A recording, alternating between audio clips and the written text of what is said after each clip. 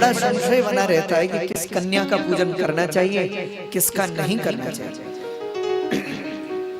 तो सबसे पहले तो नवरात्र में कन्याओं का पूजन कैसे करें? तो हर प्रकार से पूजन किया जाता है। जैसे आप अगर सामर्थ्यवान हैं तो पहले दिन रोज 9 कन्याओं को भोजन कराइए, पहले दिन से और आखिरी दिन तक।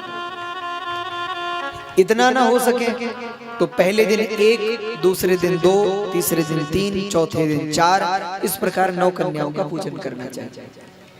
अथवा ये ना हो तो सबसे अंतिम दिन 9 कन्याओं का नवमी के दिन व्रत कर संपन्न करके भगवती का पूजन पाठ करके और विधिवत जितना आपने पाठ किया, जितना आपने जप किया, उसका दशांश होम करके, हवन करके, और फिर सबसे पहले कन्याओं के चरण धुलाकर कन्याओं की पूजा करके उनको चुनरी इत्यादि अर्पित करके कन्याओं का पूजन जो करे तो वह संपूर्ण फलों को प्राप्त करता है। कन्याओं का पूजन अवश्य करना चाहिए। अगर कुछ ऐसी स्थितियां हैं कि कन्याएं नहीं हैं तो कम से कम एक कन्या। तो नवरात्र के प्रथम दिन में देखो, सबसे पहली बात तो यह है कि 2 वर्ष से कम की कन्या का पूजा नहीं करनी चाहिए। बहुत ध्यान से सुनिएगा सभी लोग। 2 वर्ष से जो कन्या कम की हो उसका पूजन नहीं किया जाता। शास्त्र कह रहे हैं एक वर्षान कर्तव्याम कन्या पूजा विधौ नृपः परमज्ञात भोगानां गंधादीनां च बालिका। जो 2 वर्ष से कम की हो यानी 1 साल की कन्या हो उसकी पूजा नहीं करनी चाहिए। कम से कम 2 साल की जो कन्या हो उसकी पूजा करनी चाहिए। कैसे? तो सबसे पहले तो कुमारिका तो सा प्रोक्ता द्विवर्षाया भवेद्यः। 2 वर्ष की जो कन्या है उसको कुमारिका कहा जाता है। 2 वर्ष की कन्या को क्या कहते हैं? कुमारी। कुमारिका तो सा प्रोक्ता द्विवर्षाया भवेद्यः और त्रिमूर्तिश्च त्रिवर्षाच। 3 वर्ष की जो कन्या है उसको त्रिमूर्ति कहा जाता है। फिर 4 वर्ष की जो कन्या है तो कल्याणी चतुरब्दिका। 4 वर्ष की कन्या को कल्याणी कहा जाता है। उसके बाद रोहिणी पंचवर्षात। 5 वर्ष की जो कन्या हो उसको रोहिणी कहा जाता है। षड्वर्षा कालिका स्मृता। 6 साल की कन्या को भगवती कालिका का स्वरूप माना जाता है, काली का रूप माना जाता है। और चंडिका सप्तवर्षा स्यात्। 7 वर्ष की कन्या भगवती चंडी का रूप मानी जाती है। 7 साल की कन्या चंडिका का रूप। और अष्टवर्षा च सांभवी। 8 वर्ष की कन्या भगवती सांभवी का रूप है। इसके बाद नववर्षा भवेत् दुर्गा। 9 वर्ष की कन्या साक्षात भगवती दुर्गा का रूप है। और सुभद्रा 10 वार्षिकी। 10 वर्ष की कन्या भगवती सुभद्रा का रूप है। यानी 2 वर्ष से लेकर के और 10 वर्ष तक की कन्या का पूजन करना चाहिए। 2 वर्ष से जो छोटी हो वो भी कन्या की गिनती में नहीं आती, और 10 वर्ष से जो अधिक की हो वह भी कन्या की गिनती में नहीं आती। यानी लगभग 10 वर्ष की जो कन्या हो, 2 से और 10 वर्ष के मध्य की जो कन्याएं हैं उनका पूजन करना चाहिए। देखो बात ये नहीं है कि 10 से जो ज्यादा हो उनका पूजन मत करो, लेकिन जो मुख्य कन्या की जो आप पूजा करो वह 2 से और 10 वर्ष के मध्य की हो। जब आप व्रत खोलते हो, व्रत पारायण करते हो नवमी को, तो नवमी को हवन करने के बाद जो 2 वर्ष से लेकर 10 वर्ष तक की कन्या हो उसका पूजन करना चाहिए। और उसका पूजन करने के बाद पहले चरण धुलाए, चरण का चरणामृत ग्रहण करे। चरणामृत ग्रहण करने के बाद उसको तिलक करे, चुन्नी अर्पित करे भगवती को। उसे साक्षात भगवती का रूप मान करके उसे वस्त्र अलंकार भेंट अर्पित करे। जो कुछ आपकी श्रद्धा हो वो कन्या को अर्पित करे। कन्या को भोजन कराए और भोजन कराने के बाद यथाशक्ति यथा भक्ति दक्षिणा देकर कन्याओं को अपने घर से विदा करे, उनका आशीर्वाद ले। कन्याओं को भोजन कराने के बाद फिर आपके घर में जो ब्राह्मण है उनको भोजन कराए। घर में आए ब्राह्मणों को भोजन कराने के बाद घर में आई हुई जो सौभाग्यवती नारियां हैं, विवाहित स्त्रियां हैं, उनका पूजन करे। उनको साड़ी और वस्त्रालंकार दे करके उनको भेंट अर्पित करे। जो विवाहित स्त्रियां उनका भी पूजा किया, उनकी भी पूजा होती है, तो उनकी पूजा करें। उसके उपरांत उनकी पूजा करने के बाद जो घर में आए हुए अतिथिगण हैं उन अतिथियों का पूजन करें और अतिथियों को भोजन कराए, यथाशक्ति यथा भक्ति दक्षिणा देकर विदा करें। और जब सब भोजन कर लें तो एक बार घर से बाहर आकर चारों ओर दृष्टि घुमाकर देखे कि घर के बाहर कोई है तो नहीं, अगर कोई है तो उसे भोजन कराए, और जब लगे कि अब कोई नहीं है तो भगवती के चरणों में साष्टांग दंडवत प्रणाम करें। भगवती के आगे साष्टांग दंडवत प्रणाम करके जो पुरुष है वह साष्टांग प्रणाम करे, और जो माताएं हैं उन्हें साष्टांग प्रणाम नहीं करना चाहिए। हाँ, माताओं के लिए साष्टांग प्रणाम का निषेध शास्त्र ने किया, यानी बिल्कुल ऐसे लेट करके प्रणाम नहीं करना चाहिए। माताएं कैसे प्रणाम करें तो घुटने को मोड़कर और सिर को भूमि पर टेक कर, ऐसे प्रणाम करने से भी माताओं को साष्टांग प्रणाम का ही फल प्राप्त होता है। माताओं को साष्टांग प्रणाम नहीं करना चाहिए। पुरुष लोग साष्टांग प्रणाम भगवती को करें और प्रणाम करने के बाद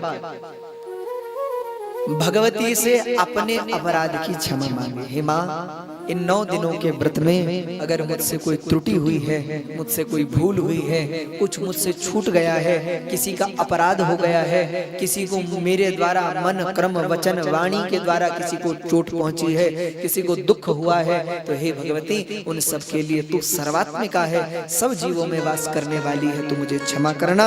और भगवती को प्रणाम करें और प्रणाम करने के बाद अपनी झोली भगवती के आगे फैला ले, और जो कोई मनोकामना हो वो भगवती से याचना करें।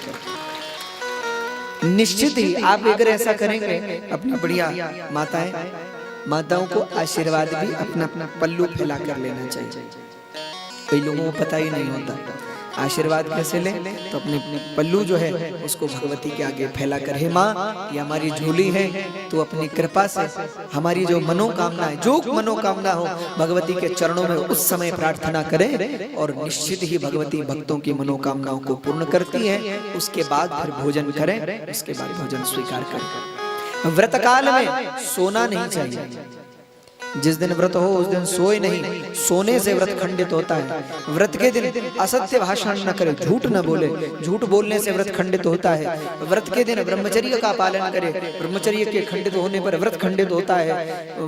व्रत के दिन किसी से कलह न करे, किसी से झगड़ा न करे, कलह करने पर भी व्रत खंडित होता है, क्योंकि न जाने किस रूप में भगवती तुम्हारे घर आ जाए। मान लो किसी रूप में वो जगदम्बिका, वो माँ आपके घर में आ जाए और आप माँ से ही लड़ पड़ो, तो व्रत काल में किसी से कलह भी नहीं करना चाहिए।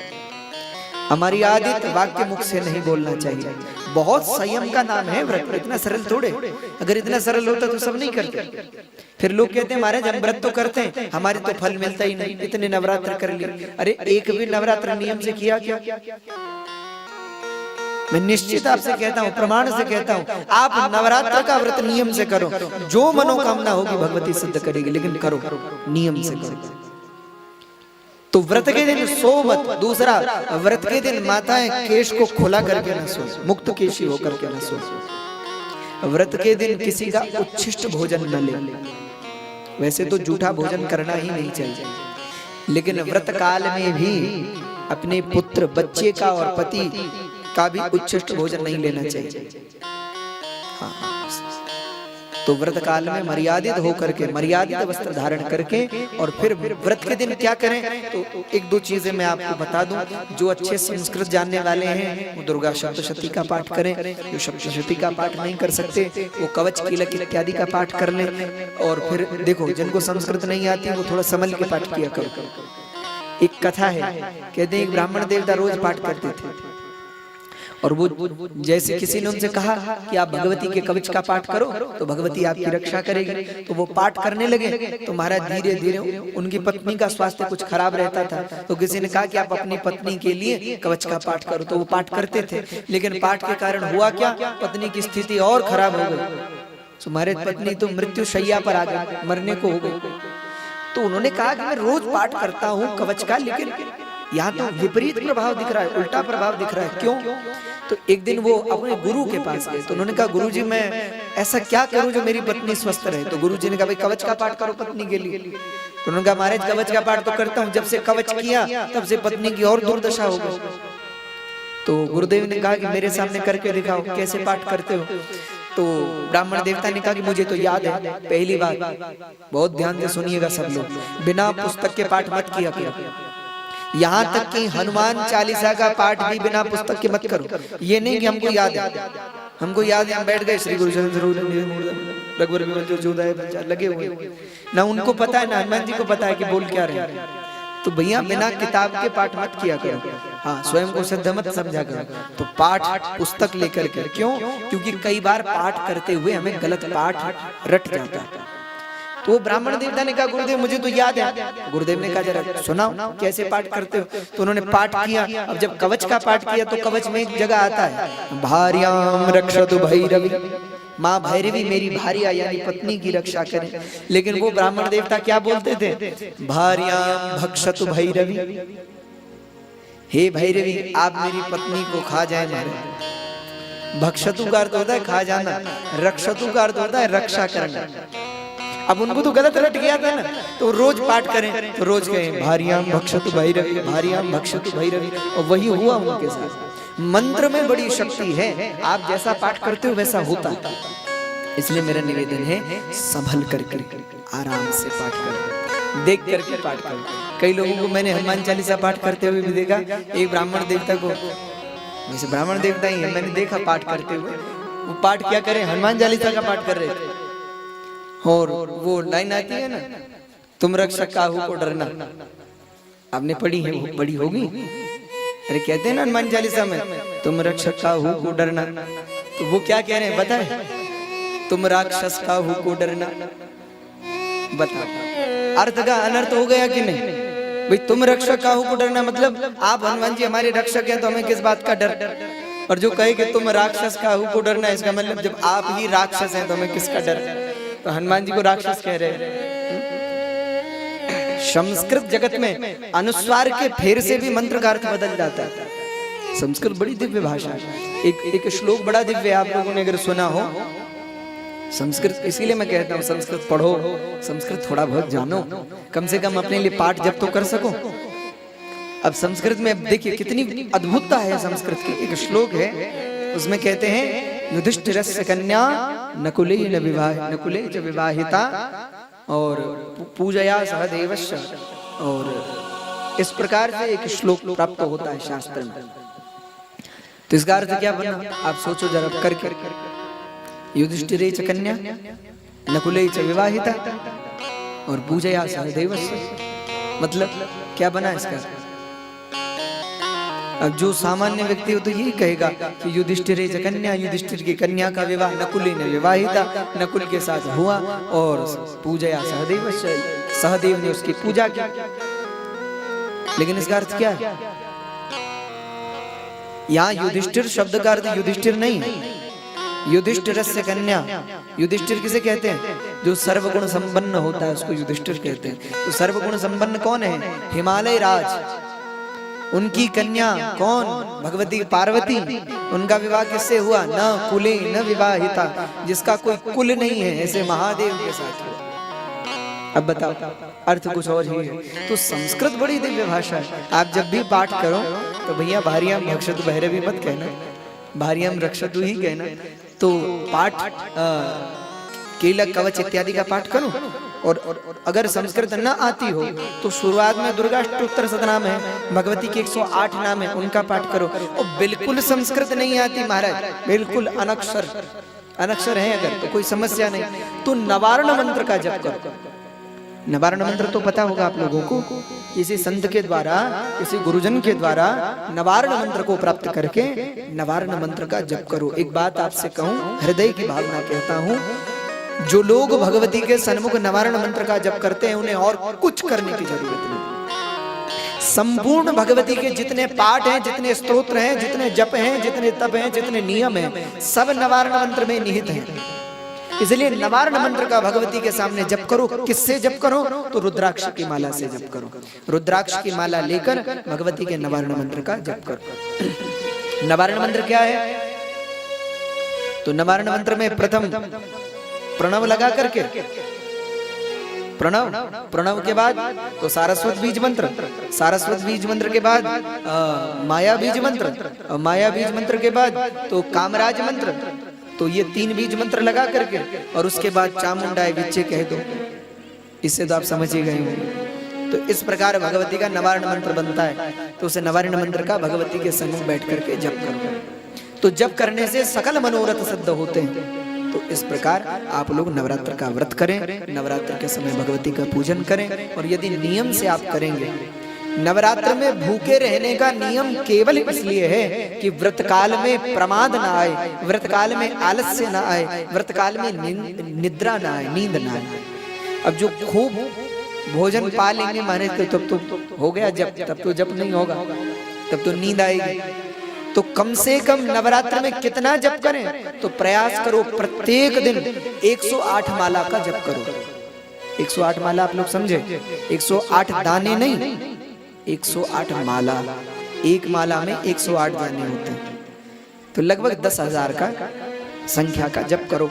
इतना ना हो तो कम से कम जितना हो सके श्रद्धा युक्त कम से कम 3 घंटे बैठ के तो जप किया करो व्रत में। ये नहीं कि सुबह से इधर उधर घूम रहे हैं, फिर रहे हैं, कभी इसके साथ बैठे, कभी उसके साथ बैठे, कभी इस बगल वाले की चर्चा, कभी उस वाले की चर्चा, और कह रहे हैं आज हमारा नवरात्र व्रत है। ऐसे करने से भैया कुछ नहीं होगा।